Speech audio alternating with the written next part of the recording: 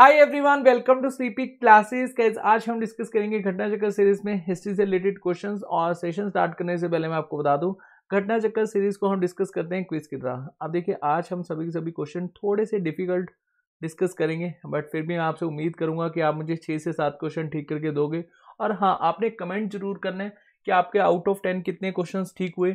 अगर आपके क्वेश्चन ज़्यादा ठीक हो जाते हैं तो डेफिनेटली आप लोगों को मोटिवेशन मिल पाएगा। और अगर कम भी ठीक होते हैं, कोई दिक्कत नहीं, हम ऐसे ऐसे क्वेश्चंस डिस्कस करते जाएंगे आने वाले सेशंस में।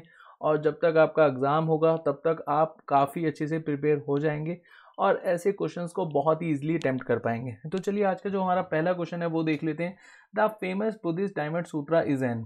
एक बार ऑप्शंस देखते हैं सभी के सभी। ऑप्शन ए है all Japanese text, option B है translation of Abhidhamma Pitaka compiled in India, option C है recent work of Gompa monastery Spiti, and option D है Chinese version of the Sutta Pitaka. काफी अच्छा क्वेश्चन है। वीडियो को पॉज कीजिए, 5 सेकंड का टाइमर ऑन कीजिए और इस क्वेश्चन को पहले खुद से अटेम्प्ट कीजिए। होपफुली अभी तक आपने इस क्वेश्चन का सही आंसर मार्क कर लिया होगा। इस क्वेश्चन का सही आंसर है option A all Japanese text. थोड़ा सा हम इसको डिटेल में समझते हैं। देखिए, एक चाइनीज मिशनरी थे, मतलब एक बुद्धिस्ट चाइनीज मिशनरी थे, और जिन्होंने जापान में इंट्रोड्यूस किया था हैंड प्रिंटिंग टेक्निक से। मतलब आप ऐसे समझ लो, एक प्रिंट की गई बुक है ये, जिसको हम बुद्धिस्ट डायमंड सूत्रास कहते हैं। और इसमें आप 6 शीट ऑफ टेक्स्ट देखते हैं एंड वुड कट इलिस्ट्रेशन देखते हैं। और इसमें हमें महायाना सेक्ट के बारे में नॉलेज मिलती है। कई बार ऐसे क्वेश्चन भी पूछ लिया जाता है कि बताइए बुद्धिस्ट डायमंड सूत्रा में हमें कौन से सेक्ट से रिलेटेड नॉलेज मिलती है? महायाना सेक्ट। और बेसिकली जो हमारा ईस्ट एशिया वाला पार्ट है ना, यहाँ पर मैक्सिमम महायाना सेक्ट को ही लोग फॉलो करते हैं। अब महायाना, हीनयाना, ये बेसिकली क्या होता है, हम इसको डिटेल में डिस्कस करेंगे। और मंडे में हमारी एक न्यू सीरीज स्टार्ट हो रही है, CUET सीरीज़। और यहाँ पर जब हम हिस्ट्री डिस्कस करेंगे तो मैं एंशियंट एंड मेडिवल हिस्ट्री ही पहले करवाऊँगा। और देखिए, हिस्ट्री का जो सिलेबस होता है वो सेम ही होता है, चाहे आप UPSC की तैयारी कर रहे हो, चाहे आप स्टेट PCS एग्ज़ाम को प्रिपेयर कर रहे हो, या फिर CUET या कोई भी कम्पिटेटिव एग्ज़ाम। तो यहाँ पर जब हम ancient history and medieval history को काफ़ी डिटेल में डिस्कस करेंगे, तो जब बुद्धिज़्म वाला टॉपिक आएगा तब मैं आपको काफ़ी डिटेल में बताऊंगा कि महायाना सेक्ट क्या होता है और हीनयाना सेक्ट क्या होता है। तो मंडे से न्यू सीरीज़ स्टार्ट है, तो इस सीरीज़ में पहला सेशन हिस्ट्री का ही होगा। तो चलिए, आज का हमारा सेकेंड क्वेश्चन डिस्कस कर लेते हैं। How do the Jatakas related to Buddhism. अच्छा, कई बार अगर ऐसे क्वेश्चन पूछा जाए कि बुद्धिस्ट डायमंड सूत्रास ये हमें कौन सी सेंचुरी में देखने को मिला था, तो अराउंड 770 AD के आसपास ये हमें देखने को मिला था। कई बुक्स में 862 AD भी है।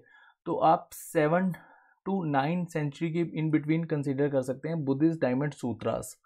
चलिए, नेक्स्ट क्वेश्चन देख लेते हैं। How do the Jatakas related to Buddhism. और यहाँ पर हमें 2 स्टेटमेंट गिवन है। फर्स्ट स्टेटमेंट एक बार देख लेते हैं। In Theravada Buddhism, they are considered a textual division of the Pali Canon. And second statement है, they are literature native to India concerning the previous birth of Gautam Buddha. काफ़ी अच्छा question है।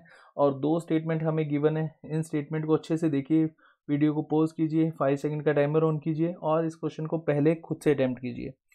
होपफुली अभी तक आपने इस क्वेश्चन को खुद से अटैम्प्ट कर लिया होगा। और इसका सही ऑप्शन कौन सा हो जाएगा? ऑप्शन सी, मतलब आपकी दोनों ही स्टेटमेंट सही हैं। तो चलिए, एक बार इसको डिटेल में समझ लेते हैं। देखिए, जताका टेल्स में हमें देखने को मिला है कि जो गौतम बुद्ध का प्रीवियस बर्थ था, मतलब इसमें हमें बताया गया है कि अगर Gautam Buddha as a human थे तो वो बेसिकली उन्होंने अपनी लाइफ को किस तरह से स्पेंड किया होगा। अगर वो एनिमल थे तो उन्होंने अपनी लाइफ को किस तरह से स्पेंड किया होगा। और फ्यूचर ऑफ गौतम बुद्धा, मतलब जो नेक्स्ट जन्म होगा गौतम बुद्धा का, वो या तो किंग के फॉर्म में हो सकता है, या फिर गॉड के फॉर्म में हो सकता है, या फिर एलिफेंट के फॉर्म में हो सकता है। यहाँ पर संभावनाएं बताई गई हैं। और एक स्टोरी की फॉर्म में हमें बताया गया है कि गौतम बुद्धा की जो लाइफ है, मतलब प्रीवियस बर्थ कैसा होगा और आने वाले जो जन्म होंगे वो कैसे होंगे। एंड जो थेरावाडा बुद्धिज़्म है, ये एक तरह का टेक्सुअल डिवीज़न है जो हमें पाली कैनन में देखने को मिलता है। तो यहाँ पर आपकी दोनों ही स्टेटमेंट सही हैं। तो चलिए, यहाँ हम नेक्स्ट क्वेश्चन डिस्कस कर लेते हैं। वो among the following is are associated with Buddhist council. देखिए, 4 बुद्धिस्ट काउंसिल हुई थी, तो आपको यहाँ पर बताना है कि इन 4 बुद्धिस्ट काउंसिल में कौन सा राजा था, कौन सा राजा नहीं था। तो यहाँ पर फर्स्ट पर है अशोका, सेकंड पर है कनिष्क, थर्ड पर है अजातशत्रु, फोर्थ पे है महापद्मना नंदा। और काफ़ी अच्छा क्वेश्चन है और काफ़ी इजी भी है, क्योंकि जो बुद्धिस्ट काउंसिल है इससे रिलेटेड नॉलेज तो हमें होती है, क्योंकि बहुत बार ऐसे क्वेश्चंस पूछे जाते हैं और मैं घटना चक्कर में भी इससे रिलेटेड क्वेश्चन कई बार डिस्कस करवा चुका हूँ। होपफुली इस क्वेश्चन को आपने अटेम्प्ट कर लिया होगा और इस क्वेश्चन का सही ऑप्शन हो जाएगा ऑप्शन ए। मतलब आपके यहाँ पर फर्स्ट 3 सही हैं, अशोका, कनिष्क एंड अजातशत्रु। तो यहाँ पर ऑप्शन ए बिल्कुल सही हो जाएगा। अब देखिए फर्स्ट यहाँ पर अजातशत्रु के समय में हुई थी 483 BC में, और सेकंड हुई थी काल अशोका के समय में 383 BC में, और अशोका के समय में हुई थी 250 BC में, कनिष्क के समय में 72 AD में। अच्छा, ये तो हुए राजा के नाम। अब आप मुझे कमेंट सेक्शन में बताइएगा कि जो ये 4 बुद्धिस्ट काउंसिल हुई थी इसमें बुद्धिस्ट मॉन्क कौन कौन थे। मतलब फर्स्ट में बुद्धिस्ट मॉन्क कौन थे, सेकंड में बुद्धिस्ट मॉन्क कौन थे, थर्ड में बुद्धिस्ट मॉन्क कौन थे, और फोर्थ में बुद्धिस्ट मॉन्क कौन थे। काफ़ी अच्छा क्वेश्चन है और इस तरह के क्वेश्चन पूछे जाते हैं। आप मुझे कमेंट सेक्शन में आंसर दीजिएगा। चलिए नेक्स्ट क्वेश्चन देखते हैं। वो was the first Sanskrit scholar in Buddhism. Option A है नागार्जुना, ऑप्शन बी है अमर सिम्हा, ऑप्शन सी है बुधा घोष एंड ऑप्शन डी है अश्वघोष। देखिए कनिष्क के समय में हमें बुद्धिज्म से रिलेटेड जो नॉलेज है वो संस्कृत में भी देखने को मिलती है। मतलब एक संस्कृत स्कॉलर हुए हैं जिन्होंने बुद्धिज्म में काफ़ी ज़्यादा अपना लिटरेचर वर्क किया था। तो यहाँ पर आपका सही ऑप्शन हो जाएगा अश्वघोष। तो ऑप्शन डी बिल्कुल सही है और यही बुद्धिस्ट मॉन्क थे जब 4th बुद्धिस्ट काउंसिल हुई थी। वैसे 2 मॉन्क्स का नाम आता है बट आप अश्वघोष भी कंसिडर कर सकते हैं। तो बाकी के जो 3 मॉन्क्स हैं बुद्धिस्ट काउंसिल में वो आप मुझे कमेंट सेक्शन में बताइएगा। नेक्स्ट क्वेश्चन है consider the following about the Mauryan administration. अब देखो मौर्यन एडमिनिस्ट्रेशन से क्वेश्चन है। हम क्या करते हैं मौर्यंस में जो रूलर्स हुए जैसे चंद्रगुप्त एंड उसके बाद बिंदुसार, अशोका, इनके बारे में ही हम डिटेल नॉलेज एक्सट्रैक्ट करते हैं। लेकिन जो एडमिनिस्ट्रेशन से रिलेटेड नॉलेज होती है ना वो भी हम लोगों को कहीं ना कहीं कंसीडर करनी चाहिए। उनसे रिलेटेड भी क्वेश्चन पूछे जाते हैं। तो काफ़ी अच्छा क्वेश्चन है। एक बार हम स्टेटमेंट देख लेते हैं। स्टेटमेंट फर्स्ट है census was conducted during the Mauryan period. Second statement है both civil and criminal court existed. Third statement है torture could be employed to extract truth from offenders. And statement fourth है there were jails as well as jail officials. काफ़ी अच्छा question है। इस question को attempt कीजिए और यहाँ पर आप 10 सेकंड का टाइम लीजिए, वीडियो को पॉज कीजिए और सोचिए इसका सही ऑप्शन क्या हो सकता है। क्या सभी के सभी स्टेटमेंट सही हैं? क्या फर्स्ट एंड थर्ड सही है? क्या सेकंड एंड फोर्थ सही है? क्या सेकंड, थर्ड एंड फोर्थ सही है? तो यहाँ पर आपका ऑप्शन सही हो जाएगा ऑप्शन डी।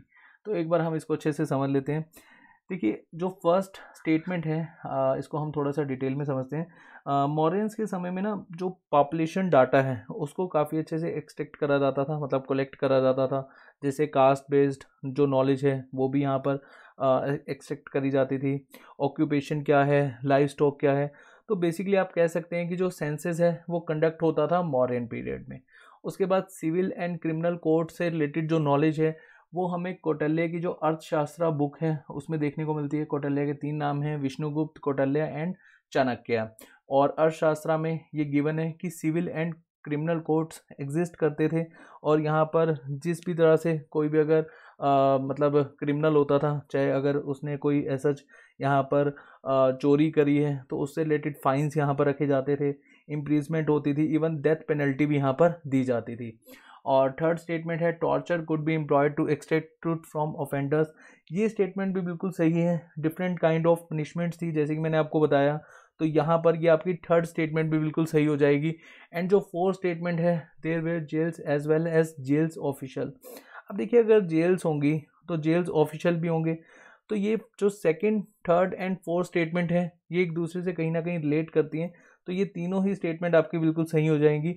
और इसकी जानकारी हमें कहाँ से मिलती है? अर्थशास्त्र। और एक ना आपने यहाँ पर याद रखनी है अशोका के द्वारा जो इंस्क्रिप्शन करवाया गया था, जो एडिक्ट थी, वहाँ पर भी हमें इससे रिलेटेड नॉलेज मिलती है।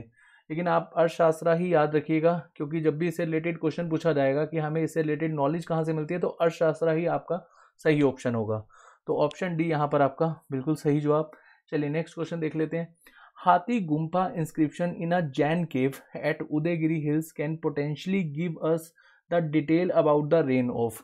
ऑप्शन ए है खारवेला, ऑप्शन बी है वासुदेवा, ऑप्शन सी है चिंतकारा एंड ऑप्शन डी है नंदीवेला। अब देखिए यहाँ पर हाथी गुम्फा इंस्क्रिप्शन, और जैसे कि मैं आपको हर सेशन में एक इंस्क्रिप्शन से रिलेटेड क्वेश्चन डिस्कस करवाता ही हूँ क्योंकि ऐसे क्वेश्चंस पूछे जाते हैं आज की डेट में हमारे एग्जाम्स में। तो होपफुली अभी तक आपने इस क्वेश्चन का सही आंसर मार्क कर लिया होगा और इस क्वेश्चन का सही आंसर है खारवेला। खारवेला एक बहुत ही इंपॉर्टेंट रूलर रहे हैं और ये कहाँ के रूलर थे, कलिंग के। और कलिंग से आपको याद आ रहा होगा 261 BC का बैटल, जहाँ पर अशोका ने ये बैटल जीत लिया था और उसके बाद कम्प्लीटली अपना लाइफस्टाइल चेंज कर दिया था। जो उस समय का कलिंग होता था, आप ऐसे समझ लो आज का उड़ीसा और कुछ northern part of Andhra Pradesh, इसको हम कंसिडर करते हैं। मैं यहाँ लिख देता हूँ northern part of Andhra Pradesh. मैं यहाँ पर AP लिख रहा हूँ, तो आपने यहाँ पर आंध्र प्रदेश कंसिडर करना है। अब खारवेला काफ़ी इंपॉर्टेंट रूलर हैं और इनके बारे में हमें जानकारी मिलती है हांती गुम्पा इंस्क्रिप्शन में, जो कि आपको जैन केव उदयगिरी हिल्स में मिल जाएगा। और इनसे रिलेटेड जो जितनी भी नॉलेज हैं कि काफ़ी ये ब्रेव थे, इनका जो एडमिनिस्ट्रेशन था वो काफ़ी अच्छा था।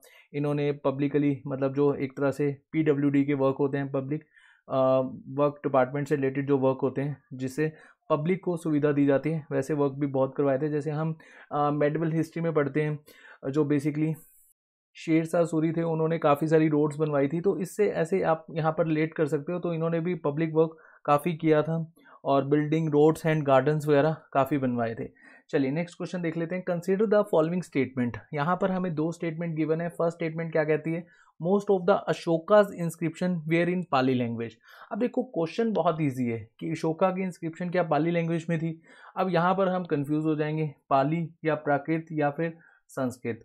चलो हम एक बार सेकंड स्टेटमेंट में आते हैं। Arikamedu is a coastal, hopefully यहाँ पर मैं नाम से ही ले रहा हूँ, Arikamedu is a coastal settlement known for it being a site for unloading goods for distant land. तो यहाँ पर दोनों स्टेटमेंट काफ़ी अच्छी हैं, इनको सोचिए और यहाँ पर मतलब इस क्वेश्चन को आप अटैम्प्ट कीजिए। होपफुली अभी तक आपने इस क्वेश्चन का सही आंसर मार्क कर लिया होगा और इस क्वेश्चन का सही आंसर है ऑप्शन बी। यहाँ पर आपकी सेकंड स्टेटमेंट सही हो जाएगी, क्योंकि जो अशोका की इंस्क्रिप्शन है ये हमें देखने को मिली है प्राकृत लैंग्वेज में, जिनको ब्राह्मणी स्क्रिप्ट में लिखा गया था। तो यहाँ पर कौन सी लैंग्वेज में आपको देखने को मिलेगी, प्राकृत लैंग्वेज में, और जिनको ब्राह्मणी स्क्रिप्ट में लिखा गया था। अराइका मेडू एक कोस्टल सेटलमेंट है जहाँ पर हम जिसको यूज़ करते थे unloading goods for from distant land. तो यहाँ पर ये सेकंड स्टेटमेंट बिल्कुल सही हो जाएगी, फर्स्ट गलत है, तो ऑप्शन बी आपका यहाँ पर बिल्कुल सही है। चलिए नेक्स्ट क्वेश्चन देख लेते हैं। How was the Kharosthi script written. अब क्रोस्टी स्क्रिप्ट किस तरह से लिखी जाती थी और इससे रिलेटेड जो बेसिकली इसको एक्सट्रैक्ट किसने करा था, जेम्स प्रिंसप ने। तो कई बार इस तरह के क्वेश्चन भी पूछे जाते हैं। ये मध्य प्रदेश में जो स्टेट पीसी एग्ज़ाम होता है उसमें क्वेश्चन गिवन था। तो जेम्स प्रिंसेप 19वीं सेंचुरी के आसपास इन्होंने एक्सट्रैक्ट किया था खारोस्टी स्क्रिप्ट को, और ये लिखी जाती है राइट टू लेफ्ट। तो डायरेक्टली मैंने आपको यहाँ पर आंसर बता दिया, ऑप्शन बी आपका बिल्कुल सही हो जाएगा। चलिए नेक्स्ट क्वेश्चन देख लेते हैं। काफ़ी अच्छा क्वेश्चन था। ऐसे ट्रिकी बेस्ड क्वेश्चन पूछे जाते हैं और इन्हीं क्वेश्चन में हम कंफ्यूज होते हैं और ऐसी क्वेश्चन में हमने अपनी पकड़ अच्छी करनी है। चलिए 9th क्वेश्चन है। In the Indian subcontinent the first coins to bear the names and images of rulers were issued by the. Option A है इंडो ग्रीक्स, ऑप्शन बी है मौर्यंस, ऑप्शन सी है पार्थियंस एंड ऑप्शन डी है यादवास। तो यहाँ पर आपका सही option हो जाएगा ऑप्शन ए इंडो ग्रीक्स। देखिए जो मॉरियंस है वो इशू करते थे पंच मार्क्ड कॉइन्स, और जो बेसिकली हमें सिल्वर एंड कॉपर के देखने को मिलते थे। इंडो ग्रीक्स ने नेम्स बेसिकली यहाँ पर मेंशन करे रूलर्स के, अपने जो कॉइन्स ये इशू करते थे उस समय, और गोल्ड के कॉइन भी इनके समय में सबसे पहले इशू करे गए थे। वैसे हालांकि इसको लेकर जो सोर्स है वो थोड़ा सा डिस्प्यूटेड है, और डिस्प्यूटेड ऐसे कि कहीं मानते हैं कि जैसे कुषाण के द्वारा या फिर गुप्तास के द्वारा गोल्ड कॉइन्स इशू करे गए थे, बट अभी के लिए आप यहाँ पर मान के चलिए कि इंडो ग्रीक्स के द्वारा जो कॉइन्स बेसिकली इशू करे गए थे वहाँ पर हमें नेम मेंशन देखने को मिलते हैं रूलर्स के, और जो मौर्यस के समय में होते थे उसमें पंच मार्क कॉइन्स यूज़ होते थे। ठीक है, तो आपका यहाँ पर ऑप्शन ए बिल्कुल सही हो जाएगा। चलिए आज का जो हमारा लास्ट क्वेश्चन है उसको हम एक बार डिस्कस कर लेते हैं। काफ़ी अच्छा क्वेश्चन है। Consider the following statement. तो 2 स्टेटमेंट हमें गिवन है। Kushans control the silk route in northern western India and in central Asia for many years. और स्टेटमेंट सेकेंड है Kushan issued gold coins which were in turn used by the traders in the silk route. अब देखिए silk route basically connect करता था Europe के साथ Asia को, और ये जो सिल्क रूट है काफ़ी इंपॉर्टेंट है और अभी के लिए चाइना चाहता है इस सिल्क रूट को कंट्रोल करना। और यहाँ पर आपकी ये दोनों स्टेटमेंट बिल्कुल सही हो जाएंगे। अब यहाँ पर क्वेश्चन पूछा हुआ है इनकरेक्ट, तो इनकरेक्ट पूछा हुआ है, तो हमारा यहाँ पर सही ऑप्शन क्या हो जाएगा, ऑप्शन डी। वैसे ये दोनों स्टेटमेंट हमारी सही हैं, बट हमने क्वेश्चन के अकॉर्डिंग यहाँ पर ऑप्शन को मार्क करना है, तो आपका यहाँ पर सही ऑप्शन हो जाएगा डी। बट याद रखना ये दोनों क्वेश्चन जो स्टेटमेंट है वो आपकी बिल्कुल सही है, क्योंकि जो कुशांस हैं उन्होंने लगभग आप मान के चलो काफ़ी सालों तक अराउंड 2000 ईयर एगो, और जब तक इनका कंट्रोल रहा है, आप अभी के लिए यहाँ पर 200 साल मान लो रफली, तो इन्होंने सिल्क रूट को कंट्रोल करके रखा था। और ये बेसिकली ट्रेड के लिए इसको यूज़ करते थे, और कुशान इशू करते थे गोल्ड कॉइन्स, और जिससे ये ट्रेडिंग के लिए बेसिकली यूज़ करा करते थे। और कुशान के एक बहुत ही फेमस रूलर हुए कनिष्क। चलिए, आज ये जो हमारे 10 क्वेश्चन हमने डिस्कस करे, होपफुली इन क्वेश्चन में आपको ऐसा कोई भी दिक्कत ना आई हो, आपको सभी के सभी क्वेश्चन समझ में आए होंगे। और अगर इनकेस अगर आपका कोई डाउट है, प्लीज़ कमेंट सेक्शन में पोस्ट करिएगा, और नेक्स्ट सेशन में बहुत जल्द मिलेंगे। तब तक के लिए अपना ध्यान रखिए। Thank you so much.